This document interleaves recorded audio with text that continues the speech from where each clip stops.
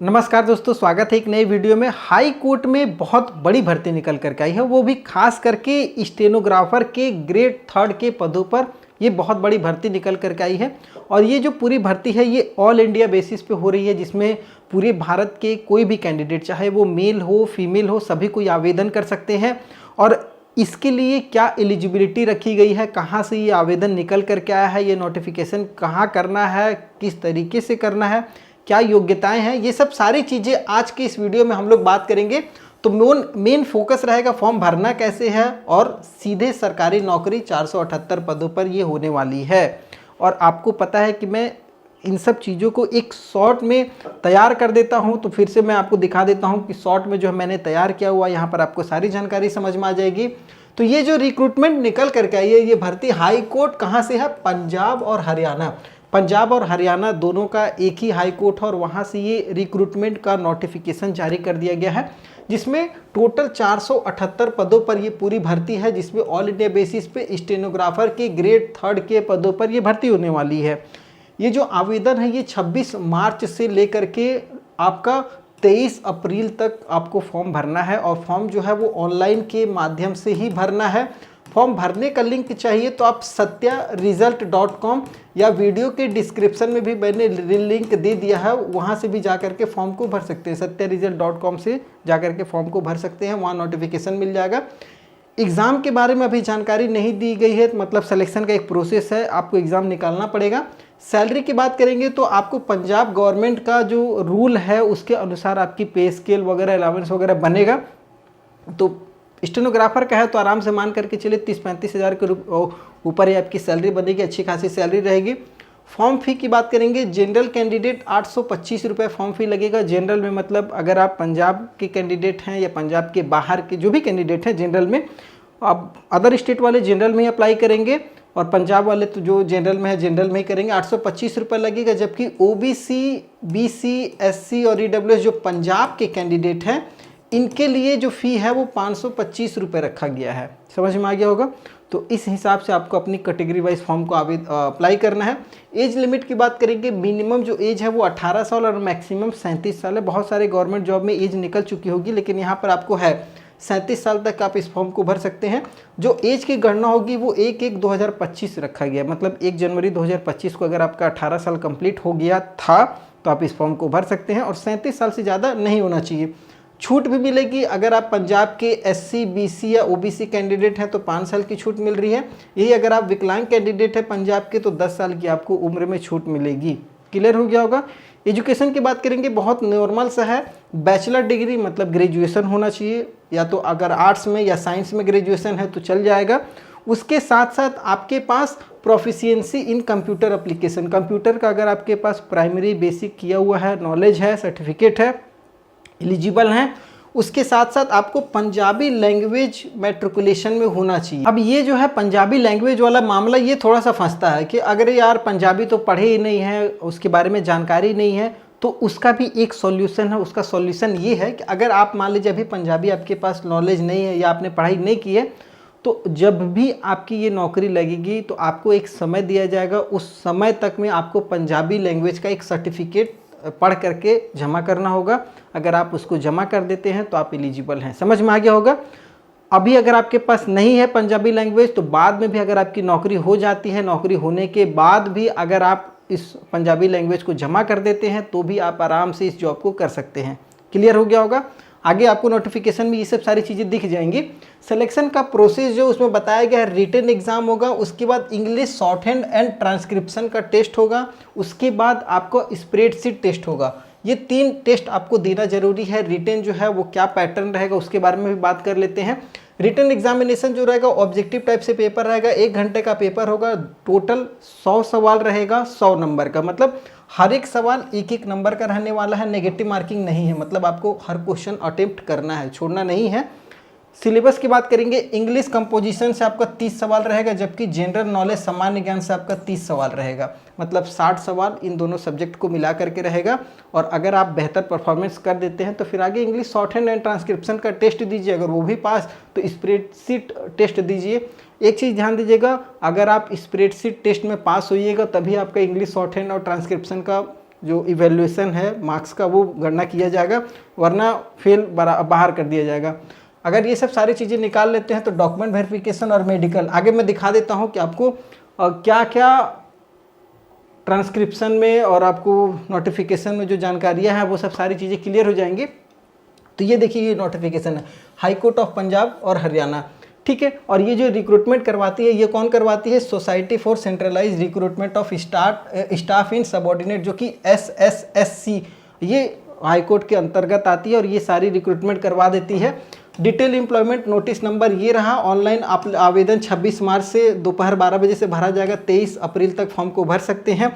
आगे अगर मैं बात करूंगा तो आगे भी देख सकते हैं number of post category wise यहाँ पर देखिए बता दिया गया है। जनरल कैंडिडेट के लिए कितना सीट है, जनरल वाले अगर पंजाब या पंजाब के बाहर के हैं तो आपके लिए देखिए यहाँ पर 10 और इधर 69 है, कुल मिला करके जोड़ लीजिएगा और 79 सीट हो रहा है। उसी तरीके से अगर आप रिजर्वेशन में आते हैं, जनरल वुमेन जो पंजाब की हैं उनके लिए 3 और प्लस 22 25 सीट हो रहा है, ये जोड़ लीजिएगा। ये जोड़ने को मैं क्यों बता रहा हूँ, देखिए यहाँ पर एक चीज़ क्या लिखा गया, नंबर ऑफ जो पोस्ट है, नंबर ऑफ पोस्ट एज, आ जाओ यार इधर देखिए, नंबर ऑफ जो पोस्ट है एज ऑन 31/12/2024 के अनुसार, और नंबर ऑफ एंटिसिपेटेड पोस्ट है 30/6/2025 तक में इतना पोस्ट हो जाएगा, ठीक है। तो ये आप एक बार देख लीजिएगा, आप अपनी कैटेगरी वाइज जो भी है उसी में ही आवेदन को भरिएगा। सारी कैटेगरी का लगभग दिया हुआ है। एक्स सर्विसमैन जो जनरल में है पंजाब के हैं, एक्स सर्विसमैन वुमेन जो जनरल में है वो पंजाब के हैं, उनके लिए कितना सीट है।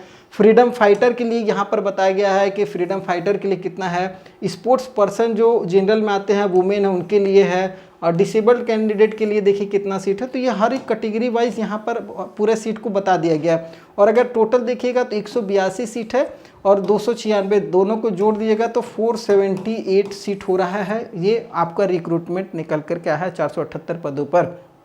आगे अगर नोटिफिकेशन में और जानकारी देखते हैं तो यहाँ पर देखिए एज के बारे में। एज जो है वो सिंपल से बताया है, जनरल कैंडिडेट 18 साल और मैक्सिमम जो है वो 37 साल होना चाहिए। यही अगर आप SC कैंडिडेट है पंजाब के तो मिनिमम 18 और मैक्सिमम 42 साल होना चाहिए। अगर आप पंजाब के BC OBC आते हैं तो 18 से 42 साल है। यही अगर आप विकलांग कैंडिडेट है तो आपको 18 से 47 साल, मतलब 10 साल की छूट है। ये मैंने आपको नोटिफिकेशन में बता दिया था। आगे हम लोग फिर से नए आगे और देख लेते हैं नोटिफिकेशन में क्या क्या जानकारी है। तो यहाँ पर देखिएगा एक्स सर्विसमैन वाले जो है उनके लिए भी है 18 साल से लेकर के जो भी आपका +3 ईयर्स का मिलिट्री सर्विस होना चाहिए। Candidate who have already in service, जो अभी गवर्नमेंट सर्विस में है या सेमी में या PSU वगैरह में है तो उनके लिए 18 से 45 साल है। क्वालिफिकेशन की बात करेंगे, यहाँ पर ये जो इंपॉर्टेंट लाइन है वो देखिएगा, the applicants with passes A degree और बैचलर ऑफ आर्ट्स या फिर साइंस, आर्ट्स या साइंस में से अगर आपने ग्रेजुएशन वगैरह किए हुए तो आप एलिजिबल हैं। उसके अगर समानांतर में भी है इक्विवेलेंट में तो भी आप इस फॉर्म को भर सकते हैं। और उसके साथ साथ आपको proficiency in computer, word processing and spreadsheet में आपका काम किया हुआ एक्सपीरियंस या नॉलेज है तो अच्छा खासा है। उसके बाद applicant should have passed matriculation examination with Punjabi as one of the compulsory और इलेक्टिव सब्जेक्ट। अगर पंजाबी लैंग्वेज अगर आपने 10th में पढ़ा हुआ है, कंपलसरी हो या सप्लीमेंट्री हो, जो भी हो वो आप किए हुए तो आप इस फॉर्म को भर सकते हैं। अगर applicant who have not passed matriculation with Punjabi as one of the compulsory, और जो भी है नहीं है तो यहाँ पर देखिए they would be required to pass the same within the probation period if selected, failing which their appointment shall be stand cancel. अगर आप मान लीजिए जो प्रोबेशन पीरियड होता है उसके समय तक आप इस सर्टिफिकेट को जमा कर देते हैं तो भी आप एलिजिबल हैं, नहीं जमा करते हैं तो फिर भगा दिया जाएगा। समझ में आ गया होगा। एक अब उसके बाद यहाँ पर देखिए जो भी आपका एजुकेशन का जो भी कट ऑफ रहेगा वो लास्ट डेट क्या है, फॉर्म का जो लास्ट डेट है उस डेट तक आपको सारे डॉक्यूमेंट को जमा कर देना होगा। वो देखिए जमा नहीं मतलब आपके पास होना चाहिए 23 अप्रैल तक। डिस्क्वालिफिकेशन का जो रूल है, पे एंड अलावेंस देखिए क्या बताया, government of Punjab and duly adopted subordinate, मतलब सरकार के अनुसार जो भी आपका पेमेंट वगैरह बनेगा वो मिलेगा। तो इसमें आपको ज़्यादा सोचने की और ज़्यादा कुछ करने की ज़रूरत नहीं है, ठीक है। उसके बाद आगे देख लेते हैं थोड़ा सा, ये फ़ी है, फ़ी कितना लग रहा है वो भी देख लीजिए। SC BC OBC ESM AWS जो पंजाब के हैं उनके लिए 425 रुपये फ़ी है और एग्जामिनेशन फ़ीस 100 रुपये, मतलब कुल 525 रुपये है। अदर कैटेगरी मतलब जनरल के लिए 825 रुपये लग रहा, जबकि अगर विकलांग कैंडिडेट है उनको 625 रुपये फॉर्म फ़ी लग रहा है। तो ये आपका फॉर्म फ़ी हो गया। टेस्ट सेंटर की बात करेंगे तो टेस्ट सेंटर बताया गया नॉर्दर्न इंडिया में कहीं पर भी आपका एग्जामिनेशन सेंटर पड़ेगा। एग्ज़ाम जो होगा वो आपको नोटिफाइड किया जाएगा वेबसाइट के माध्यम से ssc.gov.in पर, यहाँ पर आपको बताया जाएगा। सिलेक्शन का जो मोड है वो कंप्यूटर बेस्ड टेस्ट होगा 60 मार्क्स का, जिसमें compromising of 60 objective type question रहेगा। English composition and general knowledge से, ये मैंने आपको बता ही दिया है लगभग सारी चीज़ें। उसके बाद यहाँ पर देख लीजिए इस पर short listed for English short hand and transcription, अगर आप टेस्ट निकाल लेते हैं रिटन एग्जाम तो इसके लिए होगा। फिर उसके बाद आपका स्पिरिट टेस्ट होगा। तो ये सब सारे जो टेस्ट के जुड़े हुए जानकारियाँ हैं वो हैं। उसके बाद क्या होगा इंग्लिश शॉर्ट हैंड में वो भी आप देख ही लीजिए। यहाँ पर देखिए बताया गया English short hand and transcription test the candidates will take down dictation at the speed of 80 word per minute. Dictation जो है उसमें आपकी स्पीड 80 वर्ड पर मिनट होनी चाहिए इन इंग्लिश शॉर्ट हैंड में।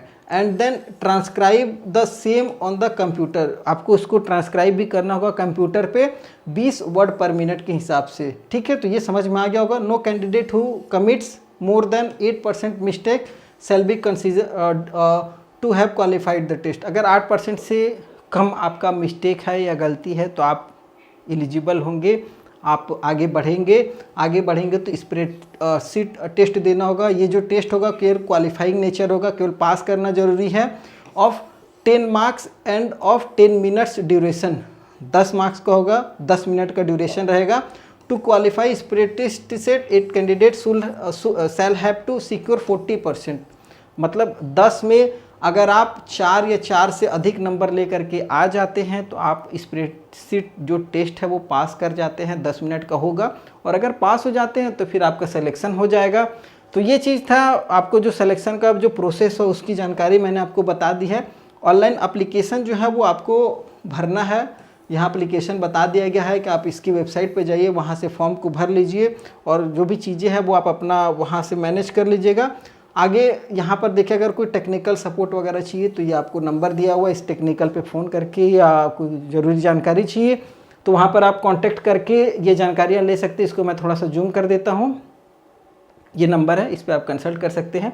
और अगर फॉर्म भरने को लेकर के कोई जानकारी आपको नहीं समझ में आ रही तो आप हमें कमेंट कर लीजिएगा। वीडियो पसंद आएगा तो चैनल को सब्सक्राइब करके रख लीजिएगा। आगे नए वीडियो मिलेंगे, तब तक के लिए